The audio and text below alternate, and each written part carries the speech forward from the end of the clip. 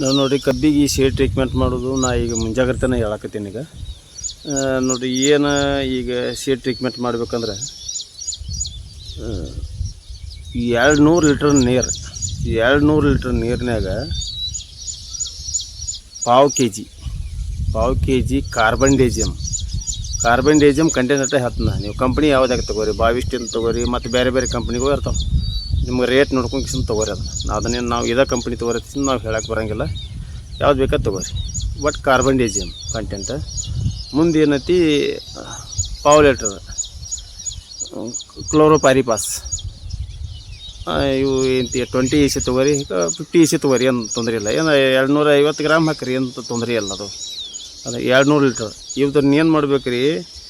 ಈಗ ಒಂದು ನಿಮ್ಮದು ಏನು ನೆಲ ಇರ್ತೈತೆ 200 ಲೀಟ್ರ್ ನೀರು ಅಷ್ಟೇ ತೊಗೋರಿ, ಸ್ವಲ್ಪ ಹೆಚ್ಚು ಕಡಿಮೆ ತೊಗೋರಿ, ಏನು ತೊಂದರೆ ಇಲ್ಲ. ಅದೇನು ಈ ಒಂದು ಇದು ನಿಮ್ಮ ಸಾಲು ಬಿಟ್ಟಿರ್ತಿರಲ್ಲ, ಸಾಲಿನೊಳಗೆ ಏನಂತೀವಿ ಒಂದು ತಾಡ್ಪತ್ರಿ ಇದನ್ನು ಹಾಸ್ರಿ, ಬೆಡ್ ಹಾಸಿನ ಅದ್ರ ನೀರು ಹಾಕಿರಿ.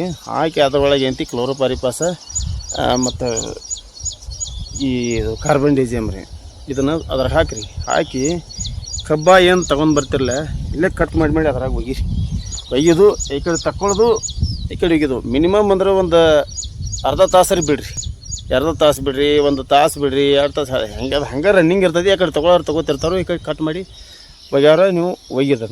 ಮತ್ತು ನೀವು ಎಲ್ಲರಿ ಡ್ರಮ್ನ್ಯಾಗನ ಎದ್ದುದು ತೆಗೆದು ಮಾಡಕ್ಕೆ ಹೋದ್ರಲ್ಲೂ ನಿಮ್ಗೆ ಕಟ್ಟಾಳು ಬರ್ತೈತಿ, ಅದು ಬೇಸರ ಆಗ್ತೈತಿ. ಅದೇಂತಿ ಆ ರೀತಿ ಮಾಡ್ಕೊಳಕ್ಕೆ ಹೋಗ್ಬೇಡ್ರಿ. ನಡೀತಿತ್ತಿಲ್ಲ ಮಾಡಿರಿ ನೀವು.